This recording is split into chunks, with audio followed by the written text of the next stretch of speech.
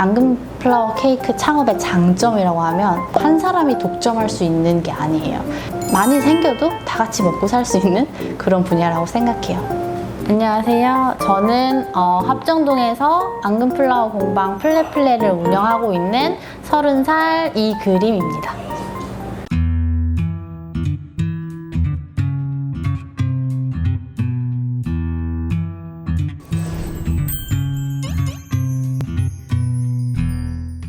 엄마가 케이크를 만드는 걸 보고 저도 이제 같이 만들다가 흥미를 느껴서 배우게 됐고, 처음에는 케이크를 만들어서 뭐 지인한테 팔거나 아니면 뭐 지인한테 좀 가르쳐 주거나 이런 식으로 해서 용돈벌이를 시작했었는데 3개월 정도 그렇게 하니까 케이크로 용돈벌이 한 게 월급보다 많아진 거예요. 아, 이걸 해야겠다 싶어서 이제 회사를 그만두고 이제 본격적으로 집에서 홈클래스부터 시작하자 해서 시작하게 됐습니다. 홈클래스 시작했을 때가 거의 25살 초반이었고요. 26살 정도 되기 전까지 집에서 홈클래스를 계속 운영을 하고 있었는데, 진짜 멀리서 다양한 수강생분들이 이걸 배우기 위해서 생각보다 많이 찾아와 주시는 거예요. 좀 더 넓은 데로 가야겠다 생각해가지고 이제 홈클래스에서 공방으로 창업을 하게 됐고, 맨 처음에 이제 앙금 플라워를 접했을 때 꽃잎을 하나하나 만드는 굉장히 좀 예술성 있고 접하기 어려운 그런 케이크였는데, 저는 그거를 막 누구나 쉽게 선물하고 접할 수 있는 케이크를 만들고 싶었었어요, 그때 당시에. 그리고 보통 좀 전통적인 느낌이 강하고 건강한 이런 느낌이 강한 케이크여서 대부분의 공방들이 그런 쪽을 좀 많이 강조하던 시기였는데, 저는 좀 젊게 디자인이나 색감 그리고 뭐 브랜딩 이런 쪽으로 좀 더 강조를 많이 해서 젊은 사람들이 이제 많이 관심을 갖게 된 것 같아요. 앙금 플라워 케이크 창업의 장점이라고 하면 시간을 좀 내 마음대로 쓸 수 있다는 장점이 좀 있고요. 그리고 다른 분야처럼 한 사람이 독점할 수 있는 게 아니에요. 케이크를 내가 아무리 잘해도 하루에 만들 수 있는 양이 정해져 있어요. 그러다 보니까 많이 생겨도 다 같이 먹고 살 수 있는 그런 분야라고 생각해요. 앙금 플라워 케이크는 소자본 창업 아이템이에요. 뭔가 배우는 시간만 해도 보통 6개월에서 1년은 좋게 걸리고, 진짜 조금만 들고 창업을 한다고 해도 적게는 3천만 원에서 뭐 1억까지 이렇게 보통의 창업하는 것들이 다 그렇잖아요. 근데 앙금 플라워는 6개월 안쪽으로 모든 기술을 다 배울 수 있고, 창업 자금도 3천만 원 안쪽으로 그 예산을 잡고 충분히 창업할 수 있는 분야이기 때문에 저는 소자본 창업이라고 생각해요. 거의 다 이제 인건비로 진행되는 케이크다 보니까 막 재료값이나 도구값이나 이런 것들이 그렇게 크게 비싸지 않아요. 그 판매 금액에서 한 30% 정도가 재료값이고, 나머지는 이제 다 뭐 포장비 뭐 이런 거 좀 빼면 65% 정도가 수익률이에요.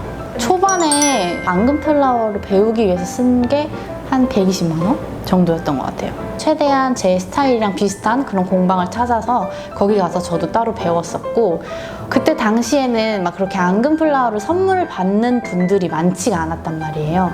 그래서 그 분들이 뭐 자기 SNS나 뭐 이런 데 올려주면서 또 그 분의 친구분들한테 연락이 와서 또 한 번 다시 만들게 되고, 이런 식으로 만들 수 있는 그런 과정을 굉장히 많이 접하면서 실력이 많이 늘었던 것 같아요. 내가 진짜 좋아하는 스타일의 케이크를 만드는 공방을 먼저 찾아야 돼요. 앙금 플라워 이런 시장이 되게 상향 평준화되면서 모두가 다 잘하거든요.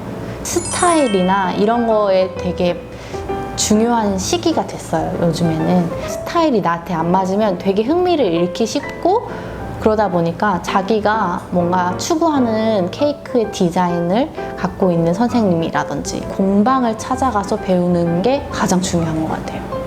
요즘에는 뭐 유튜브도 잘 돼 있고, 그리고 앙금 플라워 독학 카페나 뭐 책 이런 것도 되게 잘 나와 있어서 독학으로 공부하시는 분들도 많은데, 진짜 제대로 그 과정이나 이런 걸 배우고 내가 누군가한테 가르치는 거랑 내가 이렇게 하면 되겠다 해서 가르치는 거랑은 질의 차이가 너무 크기 때문에, 내가 창업을 해서 이거에 대해서 수업을 하고 가르치고 이럴 생각이 있으시다면은 저는 전문적으로 하는 곳에서 꼭 배워야 한다고 생각해요.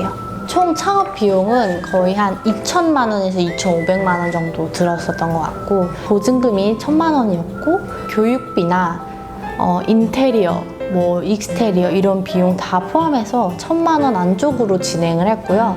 제가 그렇게 할 수 있었던 이유는 가장 중요한 뭐 냉장고나 이런 것들은 다 집에서 가지고 왔어요. 아예 예산을 1,000만 원은 넘기지 말자 잡고 시작했기 때문에 그 안에서 다 해결했어요. 돈을 벌어서 다음 달에 사자, 약간 이런 식으로 생각을 하고 오픈 준비를 했어서 준비하고 채우는데 1년 정도 걸렸었던 것 같아요. 바로 전에 다니던 회사가 바로 합정동에 있었고, 가까운 곳에서 하고 싶어서 합정동을 일단 알아봤어요. 수강생분들이 찾아오기도 쉬워야 되고, 그다음에 케이크를 픽업하시는 분들도 찾아오기 좋아야 되는데, 그게 안 된다면 잠깐이라도 뭐 차 갖고 와서 픽업해 갈 수 있는 그런 주차 공간을 마련할 수 있어야 되고, 거의 다 주문 제작 예약으로 오기 때문에 뭐 3층, 4층 뭐 층수가 높아도 전혀 상관없거든요. 맨 처음에 창업했을 때는 일단 주방, 그 다음에 간단하게 컴퓨터 할 수 있는 공간, 그리고 수강생들이 와서 케이크를 만들 수 있는 큰 테이블, 이렇게 딱 3개 있었고, 그때가 8평 정도 되는 곳에서 시작을 했었어요. 제가 공방을 하면서 가장 중요하게 생각하는 공간이 바로 창고예요. 아무리 좁아도 창고가 있는 공간으로 들어가야 되는 것 같아요. 뭐 1인 공방으로 하시면 10평 정도면 되게 큰 거여서 그 정도만 있어도 충분히 할 수 있다고 생각해요. 저는 셀프 인테리어를 했어요. 전기, 그 다음에 전체 벽 페인트 칠하는 거, 그것만 이제 전문가한테 맡겼고, 그냥 있는 구조 그대로 쓰고 나머지는 그냥 뭐 소품 같은 거 사다가 놓고, 이게 전부였던 것 같아요. 그 주방 같은 것도 비싸니까 이케아에서 10만 원 정도 하는 제일 싼 그 싱크대를 사가지고 관만 연결해서 썼었어요.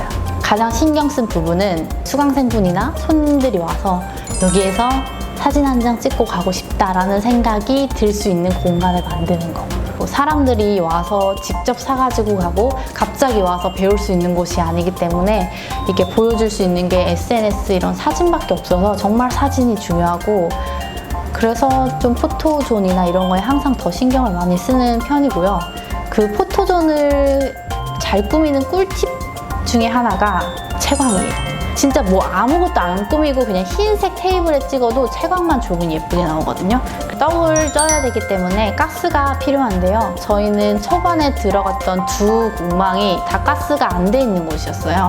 그래서 그냥 인덕션을 사용했고, 그러다 보면 전기를 많이 쓰게 되는데, 이렇게 1인 공방에서는 막 전기가 다운될 정도로 많이 쓸 일이 별로 없어요.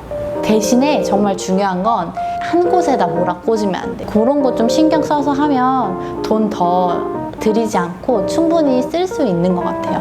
30만 원 안쪽이면 케이크 만드는 도구는 다 구매할 수 있어요. 가장 많이 이용하는 사이트는 웰베이킹이나 뭐 참새방앗간, 포장 같은 거는 포장 119나 세로 P&L 이런 사이트에서 가장 많이 구매하고 있어요. 근데 포장 같은 경우에는 예전에는 구매해서 쓰는 게 더 많았는데 요즘에는 제작해서 쓰는 게 더 많아졌어요. 다른 공방들에 비해서 좀 더 차별화를 둘 수 있는 부분이 뭐가 있을까, 이런 걸 생각했을 때 그냥 공방이 아닌 브랜드로서의 그런 이미지를 갖고 가는 게 좋겠다라고 생각을 해서 하나씩 플랫 감성이 담긴 것들로 바꿔 나가고 있는 중이에요. 앙금플라워 케이크 시트를 만들 때는 쌀가루가 있어야 되고요. 그리고 앙금플라워 케이크 위에 꽃은 앙금으로 만들고, 저희는 모두 강낭콩 흰색 앙금을 사용하고 있고요. 천연 색소를 쓰시는 분들도 있고 식용 색소를 쓰시는 분들도 있고, 그리고 나머지는 이제 도구, 찜기 뭐 이런 거 있으면 됩니다. 앙금 같은 경우에는 금액이 이미 다 정해져 있고, 그렇다 보니까 그냥 인터넷에서 최저가로 구매하시면 되고요. 쌀가루 같은 경우에는 정말 오랫동안 거래한 방앗간이 있고요. 그 방앗간에서 받아오는 쌀 업체가 있어요. 거기서 쌀을 받아와서 그 방앗간에서 불리고 빻아서 저희한테 보내주는 그런 형식으로 하고 있고요. 보통 한 20kg 정도 저희는 빻아오고요. 일주일에 한 번씩 빻는 것 같아요. 그리고 주문이 많을 때는 일주일에 2번씩도 빻아요. 이렇게 한 업체에서 계속 하고 이러다 보면 쌀 컨디션도 굉장히 일정하게 오고, 그리고 쌀 받는 것도 좀 더 약간 신선하고 갓 도정된 그런 쌀로 보내주시고 하거든요. 그래서 한 군데 방앗간을 좀 뚫어서 친하게 지내면서 그렇게 하시면 훨씬 더 품질 좋은 쌀을 받으실 수 있을 것 같아요. 팔로워나 이런 게 생긴다면 그때부터는, 그런 분들은 제가 항상 이렇게 메모해 놓고 적어 놓고 다시 주문이 들어온다면 좀 촌스러운 그런 컬러들이 많았었는데, 그런 걸 좀 제 나이대 맞는 젊고 영한 컬러로 바꿔서